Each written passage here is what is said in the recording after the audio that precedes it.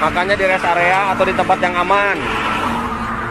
Bukan nggak boleh makannya, tapi tempatnya yang dilarang. Ini sangat rawan sih, Pak.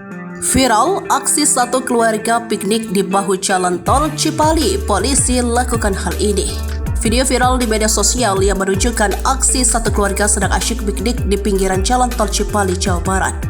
Tindakan tersebut langsung ramai mendapat perhatian hingga teguran dari polisi lantaran dinilai berbahaya.